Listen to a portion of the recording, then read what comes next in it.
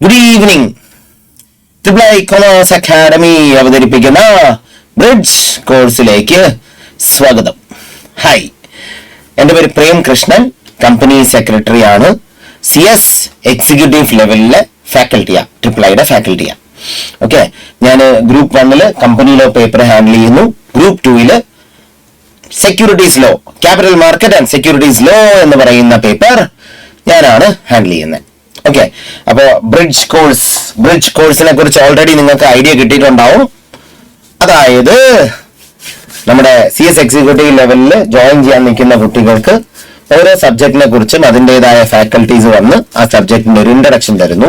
അതാണ് ഈ കോഴ്സ് കൊണ്ട് നമ്മൾ ഉദ്ദേശിക്കുന്നത്. ഓക്കെ, ഓരോ സബ്ജക്റ്റിലും എന്താണ് പഠിക്കാനുള്ളത് എന്നുള്ള കാര്യം ജസ്റ്റ് ഒരു ഐഡിയ ഒന്ന് തരുന്നു. ഓക്കെ, അപ്പൊ നിങ്ങൾക്ക് ഇതിനകത്തേക്ക് ജോയിൻ ചെയ്യുമ്പോൾ ഓൾറെഡി ഒരു ഇൻഫോംഡ് ഡിസിഷനുമായിട്ട് വരാം, അല്ലെങ്കിൽ ഒരു ചിന്തകളുമായിട്ട് വരാം. എന്ത് ചിന്തകൾ? ഇത് ഇങ്ങനെയൊക്കെ പഠിക്കണം എന്നൊരു ഐഡിയയുമായിട്ട് വന്ന് ജോയിൻ ചെയ്യാം. ഓക്കെ, അതാണ് നമ്മുടെ ഉദ്ദേശം. ഓക്കെ, അപ്പൊ ഇപ്പോ നമ്മൾ നോക്കുന്നത് capital market and securities law എന്ന് പറയുന്ന ഗ്രൂപ്പ് 2 പേപ്പർ 5 എന്നുള്ള സബ്ജക്റ്റ് ആണ്. ഓക്കെ, അതിന്റെ ചാപ്റ്റേഴ്സിനെ കുറിച്ച് ചാപ്റ്റേഴ്സ് ഓരോന്നോരോന്നായിട്ട് ഞാൻ പറയുന്നില്ല, കാര്യം അതിപ്പോ എനിക്ക് ഡീറ്റെയിൽഡ് ആയിട്ട് എക്സ്പ്ലെയിൻ ചെയ്യാൻ പറ്റത്തില്ല, സമയമില്ല. അപ്പൊ അതുകൊണ്ട് ഈ ഒരു സബ്ജക്റ്റില് എന്താണ് മൊത്തത്തിൽ പഠിക്കാനുള്ളത് എന്നുള്ളൊരു ഐഡിയ ഞാൻ തരാം. ഓക്കെ, ആദ്യമേ സബ്ജക്റ്റിനെ കുറിച്ച് പറയട്ടെ. 100 മാർക്കിനുള്ള സബ്ജക്റ്റ് ആണ്. വീണ്ടും പിന്നെ പഠിക്കാൻ ഇച്ചിരി ബുദ്ധിമുട്ടുള്ള സബ്ജക്റ്റ് തന്നെയാണ്. എളുപ്പമാണെന്ന് പറയുന്നില്ല, അത് പറ്റിക്കുന്ന പോലെ ആയി പോകും. പഠിക്കാൻ ഇച്ചിരി ബുദ്ധിമുട്ടുള്ള സബ്ജക്റ്റ് ആണ്. നമുക്കറിയാമല്ലോ, CA CS CMA എന്നൊക്കെ പറയുമ്പോൾ അത് പാസ്സാവാനായിട്ട് ഇച്ചിരി ബുദ്ധിമുട്ടായിരിക്കും. പക്ഷെ പാസ്സായി കഴിഞ്ഞാൽ അത് വെർത്തുമായിരിക്കും. ശരിയല്ലേ?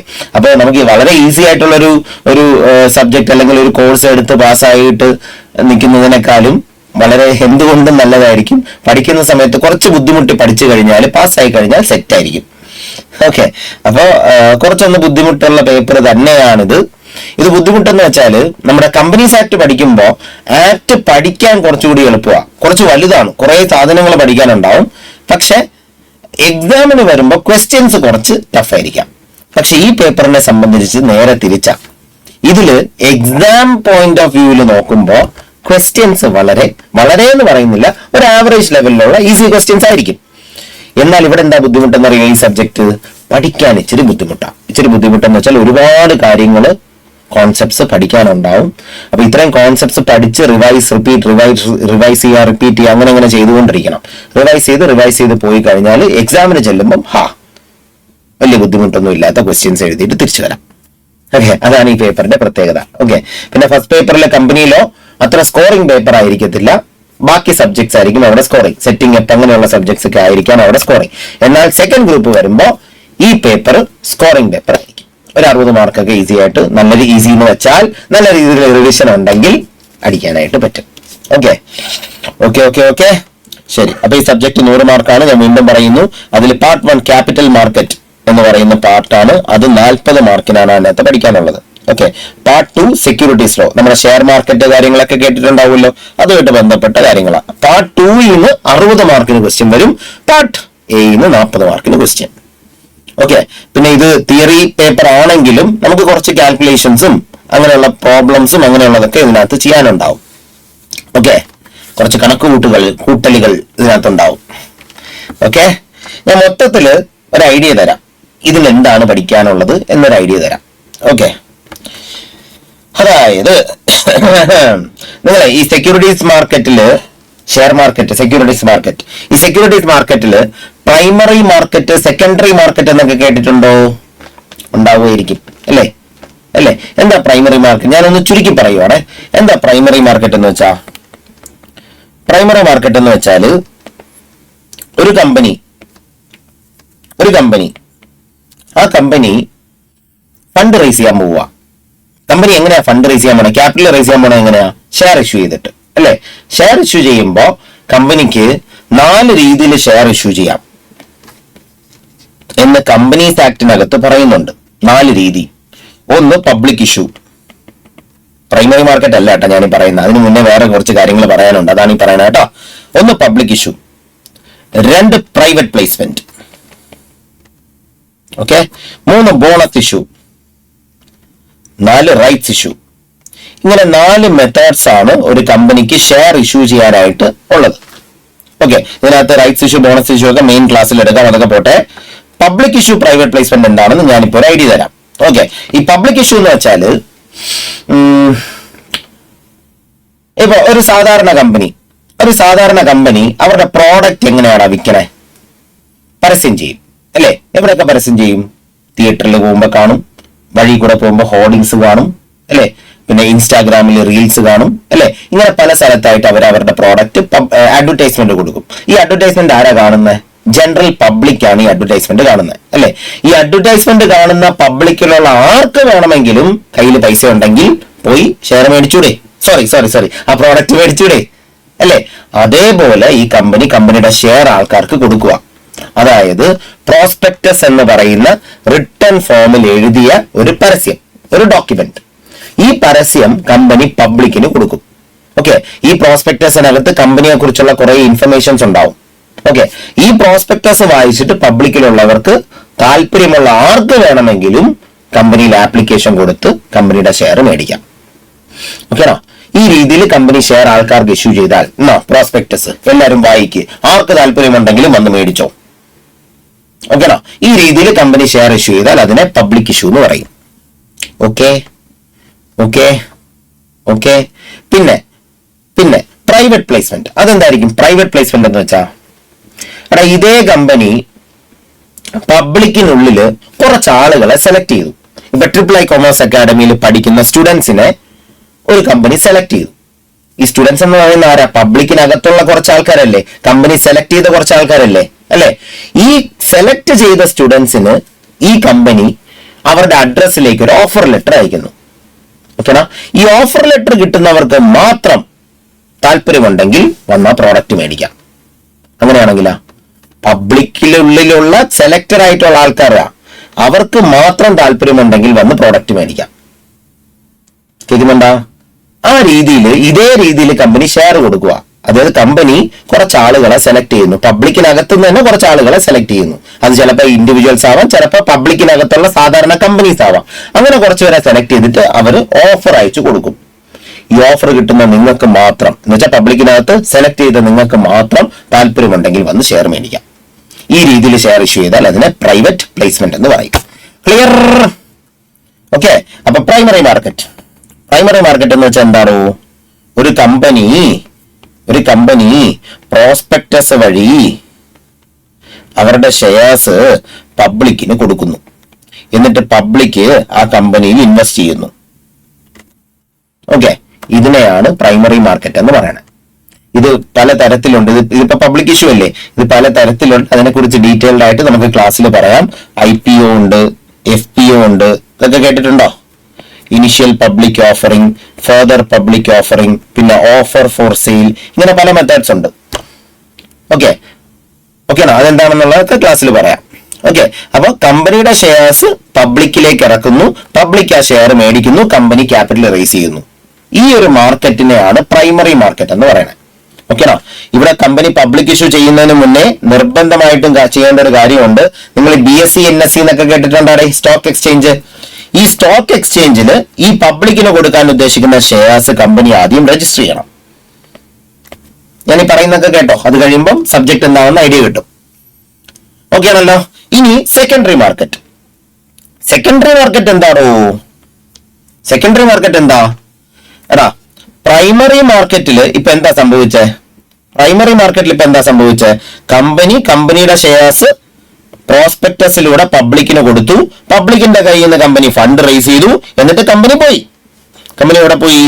കമ്പനിയുടെ ബിസിനസ് ചെയ്യാനായിട്ട് പോയി. ഓക്കെയാണോ? എന്തിനാണോ ഫണ്ട് റേസ് ചെയ്യുക അത് ചെയ്യാനായിട്ട് പോയി. ഓക്കെയാണോ? ഇപ്പോ ആ കമ്പനിയുടെ ഷെയർ ആരുടെ കയ്യിലിരിക്കുക? പബ്ലിക്കിന്റെ കയ്യിലിരിക്കുകയല്ലേ അല്ലേ? ഈ പബ്ലിക്കിന്റെ കയ്യിലിരിക്കുന്ന ഷെയർസ് പബ്ലിക് അങ്ങനെ തന്നെ കയ്യിൽ വെച്ചേക്കണം എന്നുണ്ടാറാ? യാതൊരു നിർബന്ധവും ഇല്ല. പബ്ലിക്കിനകത്തുള്ള ആളുകൾക്ക് വേണമെങ്കിൽ അത് മേടിച്ചൂടെ ചെയ്യാം.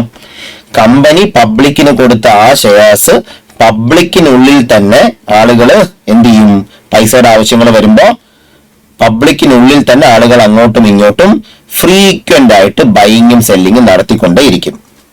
കേൾക്കുന്നുണ്ടോ? പബ്ലിക്കിനുള്ള ആളുകള് ഈ കമ്പനിയുടെ ഷെയർസ് ബൈങ് സെല്ലിങ് നടത്തിക്കൊണ്ടേയിരിക്കും. ഈ ഒരു മാർക്കറ്റിനെ നമ്മൾ സെക്കൻഡറി മാർക്കറ്റ് എന്ന് വിളിക്കും. ഓക്കെയാണോ? സെക്കൻഡറി മാർക്കറ്റിൽ കമ്പനിക്ക് ഡയറക്റ്റ് ആയിട്ട് യാതൊരു ഇൻവോൾവ്മെന്റും ഇല്ല. കമ്പനി പ്രൈമറി മാർക്കറ്റിൽ ഷെയർ കൊടുത്തു, പൈസ മേടിച്ചു, പോയി. ഈ ഷെയർ നമ്മൾ സെക്കൻഡ് ഹാൻഡ് സാധനങ്ങൾ അങ്ങോട്ടും ഇങ്ങോട്ടൊക്കെ വിൽക്കില്ലടാ. അതേപോലെ പബ്ലിക്കിനുള്ളിലുള്ള ആളുകൾ അങ്ങോട്ടും ഇങ്ങോട്ടും ബൈങ് ആൻഡ് സെല്ലിംഗ് നടത്തുന്ന മാർക്കറ്റ്, അതാണ് secondary market. Okay okay, clear ആണോ? ഓക്കെ എടാ, ഞാൻ ക്ലാസ്സിൽ കുറച്ചുകൂടെ ഡീറ്റെയിൽഡ് ആയിട്ട് എടുക്കും. ഞാനിപ്പോ പെട്ടെന്ന് അങ്ങ് പറഞ്ഞു തരുവാണേ. ഓക്കെ ശരി. ഇനി ഇവിടെ ഞാനൊരു കാര്യം ചോദിച്ചോട്ടെ. ഈ സെക്കൻഡറി മാർക്കറ്റിൽ നമുക്കറിയാം ഷെയറിന്റെ പ്രൈസ്, ഒരാൾ ഷെയർ മേടിക്കുന്നു, മറ്റാൾ വിൽക്കുന്നു, അതല്ലേ നടക്കുന്നത് അല്ലേ? ഈ ഷെയറിന്റെ പ്രൈസ് ഇങ്ങനെ മാറിക്കൊണ്ടേ ഇരിക്കില്ലടാ. അതെന്തിന്റെ ബേസിസിലാ ഷെയറിന്റെ പ്രൈസ് കൂടുകയും കുറയുകയൊക്കെ ചെയ്യണേ? ഡിമാൻഡ് പോലെ അല്ലേ? ഷെയറിന്റെ ഡിമാൻഡ് കൂടുമ്പോൾ പ്രൈസും കൂടും, ഷെയറിന്റെ ഡിമാൻഡ് കുറയുമ്പോൾ പ്രൈസ് കുറയും. ശരിയല്ലേ? ഈ ഡിമാൻഡ് എപ്പോഴാ കൂടുകയും കുറയുകയും ചെയ്യണേ? കമ്പനിയെ കുറിച്ചുള്ള ഇൻഫർമേഷൻസ്, ഈ കമ്പനിയെ കുറിച്ചുള്ള ചില ഇൻഫർമേഷൻസ് പ്രൈസ് സെൻസിറ്റീവ് ആയിരിക്കും. എന്ന് വെച്ചാൽ ഇവിടെ മാത്രമേ കമ്പനിക്ക് അതിനകത്ത് ചെറിയൊരു ഇൻവോൾവ്മെന്റ് ഉള്ളൂ. സെക്കൻഡറി മാർക്കറ്റിൽ പ്രൈസ് കൂടുന്നതും കുറയുന്ന കാര്യത്തിൽ മാത്രമേ അവിടെ കമ്പനിക്ക് ചെറിയൊരു ഇൻവോൾവ്മെന്റ് ഉള്ളൂ. അതായത് ഈ കമ്പനിയെ കുറിച്ചുള്ള ഇൻഫർമേഷൻസിൽ ചിലത് പ്രൈസ് സെൻസിറ്റീവ് ആയിരിക്കും. എന്ന് വെച്ചാൽ കമ്പനിയുടെ ഷെയറിന്റെ ഡിമാൻഡിനെ ബാധിക്കുന്ന രീതിയിലുള്ളതായിരിക്കും, പ്രൈസിനെ ബാധിക്കുന്ന രീതിയിലുള്ളതായിരിക്കും. ഫോർ എക്സാമ്പിൾ, ഈ കമ്പനിയെ കുറിച്ച് ഒരു നല്ലൊരു വാർത്ത, ഒരു ഇൻഫർമേഷൻ പബ്ലിക് അറിഞ്ഞു കഴിയുമ്പോൾ ഡിമാൻഡ് കൂടും, കൂടുതൽ ആൾക്കാർ ആ കമ്പനിയുടെ ഷെയർ മേടിക്കാൻ നിൽക്കും, അപ്പൊ പ്രൈസും കൂടും. ഓക്കെണോ? ഈ കമ്പനിയെ കുറിച്ചുള്ള നെഗറ്റീവ് ആയിട്ടുള്ള ഒരു വാർത്ത പബ്ലിക് അറിഞ്ഞു, അപ്പൊ ഉറപ്പായിട്ടും എല്ലാവരും ഉള്ളവരെല്ലാം ഷെയർ വിൽക്കുമ്പോൾ ഡിമാൻഡ് കുറയുമ്പോൾ പ്രൈസും കുറയും. ഓക്കെണോ? അപ്പൊ ഈ കമ്പനിയെ കുറിച്ചുള്ള ഓരോ ഇൻഫർമേഷൻസും പ്രൈസ് സെൻസിറ്റീവ് ആണെങ്കിൽ അങ്ങനെയുള്ള ഇൻഫർമേഷൻസ് പബ്ലിക് അറിയുമ്പോൾ ഷെയറിന്റെ പ്രൈസ് കൂടുകയും കുറയുകയും ചെയ്യും. ഫോർ എക്സാമ്പിൾ, ഈ കമ്പനി ഇപ്പൊ ഡിവിഡൻഡ് ഡിക്ലെയർ ചെയ്യാൻ പോവാണെന്ന് വെച്ചോ. ഡിവിഡൻഡ് ഡിക്ലെയർ ചെയ്യുന്നത് നല്ല കാര്യമല്ലേടാ? അപ്പൊ ഉറപ്പായിട്ടും പ്രൈസ് കൂടും. ഈ ഒരു ഇൻഫർമേഷൻ പബ്ലിക് അറിയുമ്പോൾ പ്രൈസ് കൂടും. അപ്പൊ ഇൻഫർമേഷന്റെ ബേസിസിലാണ് സെക്കൻഡറി മാർക്കറ്റിൽ വില കൂടുകയും കുറയുകയൊക്കെ ചെയ്യണം. ഓക്കെണോ? പെട്ടെന്ന് കോവിഡ് വന്നു എന്ന് വെച്ചോ. കോവിഡ് വന്നു കഴിയുമ്പോൾ നമ്മുടെ കമ്പനിയുടെ പ്രോഡക്റ്റ് ഒന്നും വിൽക്കാൻ പറ്റാതെ കിടക്കാൻ സാധ്യതയുണ്ട് അല്ലേ? അതൊരു ഇൻഫർമേഷൻ അല്ലേ? ആ ഇൻഫർമേഷൻ പബ്ലിക് അറിയുമ്പോൾ ചിലപ്പം പ്രൈസ് കുറയും. എന്നാൽ ഇതേ കമ്പനി ഫാർമസ്യൂട്ടിക്കൽ കമ്പനി ആണെങ്കിൽ കോവിഡ് വന്നു എന്നുള്ള വാർത്ത പറയുമ്പോൾ ചിലപ്പോൾ പ്രൈസ് കൂടും. ഓക്കെണോ? ശരി. ഇനി ഈ സെക്കൻഡറി മാർക്കറ്റില് ഒരു ബയ്യറും ഒരു സെല്ലറും, ഏതെങ്കിലും ഒരാളെ മാത്രം നമുക്ക് എടുക്കാവേ. ഈ കമ്പനിയുടെ ഷെയർ ഒരാളുടെ കയ്യിൽ ഇരിക്കുവാണ്, അയാള് ആ കയ്യിലുള്ള ഷെയർ സെക്കൻഡറി മാർക്കറ്റിൽ വേറൊരാൾക്ക് വിറ്റു. ഓക്കെണോ? അപ്പൊ ഇയാള് സെല്ലർ, ഇയാള് ബയ്യർ. ഓക്കെ ആണല്ലോ? ഈ സെക്കൻഡറി മാർക്കറ്റിൽ ഷെയർ ഒരാൾ മറ്റൊരാൾക്ക് വിൽക്കുമ്പോൾ, അല്ലെങ്കിൽ ഒരാൾ മറ്റൊരാളുടെ കയ്യിൽ നിന്ന് ഷെയർ മേടിക്കുമ്പം ഇവർക്ക് നേരിട്ട് ആ ട്രാൻസാക്ഷൻ എൻട്രി ചെയ്യാൻ പറ്റൂല. അതായത് ഇപ്പൊ എന്റെ കയ്യിൽ റിലയൻസിന്റെ കുറച്ച് ഷെയർ ഉണ്ടെന്ന് വെച്ചോ, ഞാനിത് നേരിട്ട് എന്റെ ഒരു ഫ്രണ്ടിന് കൊടുത്തിട്ട് അവന്റെ നിന്ന് പൈസ മേടിക്കുക, പറ്റൂല. കേൾക്കുന്നുണ്ടോ? നേരിട്ട് ട്രാൻസാക്ഷൻ എൻട്രി ചെയ്യാൻ പറ്റൂല. കാരണം ഒരുപാട് ഫ്രോഡ് നടക്കും. സെക്കൻഡറി മാർക്കറ്റ് എന്ന് പറയുന്നത് ഇൻ ക്രോർസ് ആണ്, ക്രോർസ് ഓഫ് റുപ്പീസിന്റെ ട്രാൻസാക്ഷൻ നടക്കുന്ന മാർക്കറ്റാ. അതങ്ങനെ ഫ്രീ ആയിട്ട് വെറുതെ അങ്ങോട്ടും ഇങ്ങോട്ടും നേരിട്ട് ട്രാൻസാക്ഷൻ എൻട്രി ചെയ്യാൻ ഗവൺമെന്റ് സമ്മതിക്കത്തില്ല. ഓക്കെണോ? ഈ ബയ്യറിനും സെല്ലറിനും ഇടയ്ക്ക് കുറച്ച് ഇന്റർമീഡിയറീസ് ഉണ്ടടാ. ഈ ഇന്റർമീഡിയറീസ് വഴി മാത്രമേ ഇവർക്ക് വിൽക്കാനോ മേടിക്കാനോ പറ്റത്തുള്ളൂ. കേൾക്കുന്നുണ്ടോ? ആരൊക്കെ ആയിരിക്കും ഇന്റർമീഡിയറീസ്? കേട്ടിട്ടുണ്ടാവും. നിങ്ങൾ കുറെ ഇന്റർമീഡിയറീസിനെ കുറിച്ച് കേട്ടിട്ടുണ്ടാവും. ഉറപ്പായിട്ടും 1-2 പേരെ കുറിച്ചെങ്കിലും കേട്ടിട്ടുണ്ടാവും. സ്റ്റോക്ക് എക്സ്ചേഞ്ച് കേട്ടിട്ടുണ്ടല്ലോ ഇല്ലേ? ബ്രോക്കേഴ്സ് കേട്ടിട്ടുണ്ടല്ലോ ഇല്ലേ? ഡെപ്പോസിറ്ററീസ് കേട്ടിട്ടുണ്ടോ? അറിയത്തില്ല, കുഴപ്പമില്ല, ക്ലാസ് വരുമ്പോൾ പഠിക്കാം. പിന്നെ ബാങ്കേഴ്സ് ടു ഇഷ്യൂ, പിന്നെ share transfer agent, registrar and share transfer agent, ഇങ്ങനെ കുറെ ഇന്റർമീഡിയറീസ് ഉണ്ടെന്ന് ഇപ്പൊ മനസ്സിലാക്കിക്കോ. ഓക്കെണോ? ഈ ഇന്റർമീഡിയറീസ് വഴി മാത്രമേ ബയ്യറിനും സെല്ലറിനും ട്രാൻസാക്ഷൻ എൻട്രി ചെയ്യാൻ പറ്റൂ. ഓക്കെണോ? എന്തുകൊണ്ടാണ് ഇന്റർമീഡിയറീസ് വഴി മാത്രമേ ചെയ്യാൻ പറ്റൂ എന്ന് പറയണേ? ഇവര് വഴിയല്ല ചെയ്യുന്നത്, നേരിട്ടാണ് ചെയ്യണതെങ്കിൽ ഫ്രോഡ് നടക്കും, അത് ഒഴിവാക്കണം. അതിനു വേണ്ടിയിട്ടാണ് ഇന്റർമീഡിയറീസ്. ഓക്കെണോ? 10-12 പേരുണ്ട് കേട്ടോ. ഓക്കെ. അപ്പൊ ഇതൊക്കെയാണ് ബേസിക് ആയിട്ടുള്ള കുറച്ച് കാര്യങ്ങൾ. ഇനി സബ്ജക്റ്റിൽ എന്താ പഠിക്കാനുള്ളത്? കഴിഞ്ഞു. ഇതും കൂടെ കേൾക്കുമ്പോൾ നിങ്ങൾക്ക് ഏതാണ്ട് ഒരു ഐഡിയ കിട്ടും. അതായത് ഇവിടെ ഇപ്പോ ഈ ഇന്റർമീഡിയറീസ് എന്തിനാന്നാ പറഞ്ഞേ? ബയറും സെല്ലറിനും നേരിട്ട് ട്രാൻസാക്ഷൻ എൻ്റർ ചെയ്താൽ ഫ്രോഡ് നടക്കും ആണല്ലോ. ഇന്റർമീഡിയറീസ് ഫ്രോഡ് കാണിച്ചാലാ പബ്ലിക് അറ്റ് ലാർജ് പറ്റിക്കപ്പെടും, പബ്ലിക് മൊത്തം പറ്റിക്കപ്പെടുന്ന പരിപാടിയായി പോകും. ഓക്കേണ? അതുകൊണ്ട് ഇവരെ എല്ലാവരെയും, അതായത് ലിസ്റ്റ് ചെയ്ത് പബ്ലിക് ഇഷ്യൂ ചെയ്ത കമ്പനിയെയും ഈ സെക്കൻഡറി മാർക്കറ്റിൽ പ്രവർത്തിക്കുന്ന ഇന്റർമീഡിയറീസിനെയും ഇവരെ എല്ലാവരെയും റെഗുലേറ്റ് ചെയ്യാൻ വേണ്ടിയിട്ട് 1992 ഗവൺമെന്റ് കൊണ്ടുവന്ന ഒരു ബോഡിയുണ്ട്, SEBI, securities and exchange board of India. ഓക്കേണോ? ഈ സെബി എന്ന് പറയുന്ന ബോഡി ഒരു ക്വാസി ജുഡീഷ്യൽ ബോഡിയാ, എന്ന് വെച്ചാൽ കോടതിയുടെ പവേഴ്സ് ഉള്ള ബോഡിയാ. ഓക്കേണോ? സെബി എന്താ ചെയ്യണമെന്നറിയോ? ഈ പറയുന്ന ലിസ്റ്റ് ചെയ്ത് പബ്ലിക് ഇഷ്യൂ ചെയ്ത കമ്പനീസിനെയും ഈ ഇന്റർമീഡിയറീസിനെയും എല്ലാം റെഗുലേറ്റ് ചെയ്യാൻ വേണ്ടിയിട്ട് സെബി കുറെ റെഗുലേഷൻസ് ഇറക്കിയിട്ടുണ്ട്. സെബിയുടെ കുറെ നിയമങ്ങൾ ഇറക്കിയിട്ടുണ്ട്. ഓക്കേണോ? ഓക്കേണോ? ആ നിയമങ്ങൾ ഇവരെല്ലാവരും കറക്റ്റ് ആയിട്ട് പാലിക്കണം. ഓക്കേണോ? ആ നിയമങ്ങൾ പാലിച്ചില്ലെങ്കിൽ ജുഡീഷ്യൽ ബോഡിയാ, ഉറപ്പായിട്ട് സെബിക്ക് അവരെ പണിഷ് ചെയ്യാനുമുള്ള പവറുണ്ട്. അങ്ങനെ ഒരു ബോഡിയാണ് സെബി. ഓക്കെ ഓക്കെ അപ്പൊ ഈ സബ്ജക്ട് എന്താണോ? സെബിയുടെ ഈ പറഞ്ഞ റെഗുലേഷൻസ് ആണ് ഈ സബ്ജക്ട്. അതായത് ലിസ്റ്റഡ് കമ്പനിക്ക് വേണ്ടിയിട്ട് സെബിയുടെ കുറെ റെഗുലേഷൻസ് ഉണ്ട്, അത് പഠിക്കും. അതേപോലെ ഇന്റർമീഡിയറ്റ്സ് ഓരോരുത്തർക്കും വേണ്ടിയിട്ട് സെബിയുടെ റെഗുലേഷൻ ഉണ്ട്, അതും നമ്മൾ പഠിക്കും. ഇതാണ് ഈ സബ്ജക്ട്. ഓക്കെ? സ്റ്റോക്ക് എക്സ്ചേഞ്ചിന് വേണ്ടിയിട്ടുള്ള റെഗുലേഷൻ, അതേപോലെ ഡെപ്പോസിറ്ററീസിന് വേണ്ടിയിട്ടുള്ള റെഗുലേഷൻ, പിന്നെ നിങ്ങൾ മ്യൂച്വൽ ഫണ്ട്സ് എന്നൊക്കെ കേട്ടിട്ടുണ്ടാണേ, മ്യൂച്വൽ ഫണ്ട്സിന് വേണ്ടിയിട്ടുള്ള റെഗുലേഷൻ ഉണ്ട്. അങ്ങനെ കുറെ റെഗുലേഷൻസ് ഒക്കെയാണ് ഈ ചാപ്റ്ററിനകത്ത് നമുക്ക് പഠിക്കാനുള്ളത്. ഓക്കെ? അപ്പൊ ഒരു കമ്പനിയെ സംബന്ധിച്ചിടത്തോളം ഉറപ്പായിട്ടും അവർ കോറായിട്ട് ഏത് നിയമമാണ് പാലിച്ചു പോണേ? കമ്പനീസ് ആക്ട് ആണ് പാലിച്ചു പോണേ. പക്ഷേ നമ്മുടെ ഈ കമ്പനി സ്റ്റോക്ക് എക്സ്ചേഞ്ചിൽ ലിസ്റ്റ് ചെയ്തിട്ട് പബ്ലിക് ഇഷ്യൂ ചെയ്തിട്ടുണ്ടെങ്കിൽ കമ്പനീസ് ആക്ട് മാത്രം പാലിച്ചാൽ പോരാ, സെബിയുടെ നിയമങ്ങളും കൂടെ പാലിക്കണം. പുരിഞ്ഞതാ? അപ്പൊ പാർട്ട് 1 നമ്മൾ കമ്പനീസ് ആക്ട് ആണ് മൊത്തം പഠിക്കണേ. പാർട്ട് 2 കമ്പനീസ് ആക്ടിന്റെ അടുത്ത ലെവലാണ് എന്ത്? Capital market and securities law. എന്ന് വെച്ചാൽ ലിസ്റ്റഡ് കമ്പനീസ് ആണെങ്കിൽ പാലിക്കേണ്ട എക്സ്ട്രാ നിയമങ്ങൾ കമ്പനീസ് ആക്ടിന് പുറമെ. ഓക്കെ? അപ്പൊ ഈ സബ്ജക്ട് പഠിക്കുമ്പോൾ നമുക്ക് കമ്പനീസ് ആക്ടിന്റെ ബേസ് വേണം. കമ്പനീസ് ആക്ടിൽ നിന്ന് പടിവെച്ചാണ് ഈ സബ്ജക്റ്റിലേക്ക് നമ്മൾ കയറുന്നത്. ഓക്കെ? പിന്നെ ഇന്റർമീഡിയറ്റ്സിന് വേണ്ടിയിട്ടുള്ള ബാക്കി റെഗുലേഷൻസ്. ഇതാണ് subject. Okay okay okay okay okay clear ആണെന്ന് വിശ്വസിക്കുന്നു. ഇതാ പ്രൈമറി മാർക്കറ്റ്, സെക്കൻഡറി മാർക്കറ്റ്, പിന്നെ അങ്ങോട്ടുള്ളതെല്ലാം സെബിയുടെ റെഗുലേഷൻസ് ആണ്. കണ്ടോ? ഇൻസൈഡർ ട്രേഡിംഗ് എന്ന് വെച്ചാൽ അതൊരു ഫ്രോഡാണ്. ആ ഫ്രോഡ് തടയാൻ വേണ്ടിയിട്ടുള്ള നിയമങ്ങളും അങ്ങനെയുള്ള കുറെ കാര്യങ്ങളാണ് ഇവിടെ പഠിക്കാൻ. ഓക്കെ? ഓരോ ചാപ്റ്ററും എന്താണെന്ന് ഞാനിപ്പോ പറയുന്നില്ല മീൻസ് അതിനുള്ള സമയം ഇല്ല. ഓക്കെ? ഒരു ഐഡിയ കിട്ടിയെന്ന് വിശ്വസിക്കുന്നു എന്താണ് ഇതിൽ പഠിക്കാനുള്ളതെന്ന്. വീണ്ടും പറയാം, പഠിക്കാൻ ഇച്ചിരി ബുദ്ധിമുട്ടാണെങ്കിൽ എക്സാം കുറച്ച് ഈസി ആയിരിക്കും. അങ്ങനെയുള്ള പേപ്പറാണിത്. നല്ല രീതിയിൽ മാർക്ക് സ്കോർ ചെയ്യാനും പറ്റും. പിന്നെ ഞാൻ കമ്പനീസ് ആക്ട് പറയുന്നത് പോലെ തന്നെ ഇവിടെയും പ്രീവിയസ് ക്വസ്റ്റ്യൻസിന്റെ ആൻസർ നമ്മൾ എഴുതി പഠിക്കണം. എഴുതി പഠിച്ച് നല്ല രീതിയിൽ റിവൈസ് ചെയ്താൽ 2 ഗ്രൂപ്പിലെ എല്ലാ സബ്ജക്റ്റും ഈസി ആയിട്ട് ക്ലിയർ ചെയ്യാൻ പറ്റും. ഓക്കേണോ? അപ്പം നമ്മൾ CS കോഴ്സിന് വരുമ്പോൾ ഏറ്റവും കൂടുതൽ നോക്കേണ്ടത് റിവൈസ് റിപ്പീറ്റ് ആ ഒരു കോൺസെപ്റ്റ് ആണ് ചെയ്യേണ്ടത്. ഇടയ്ക്കിടയ്ക്ക് റിവൈസ് ചെയ്തുകൊണ്ടിരിക്കും. ഓക്കെ ബോസ്, അത്രേ പറയാനുള്ളൂ.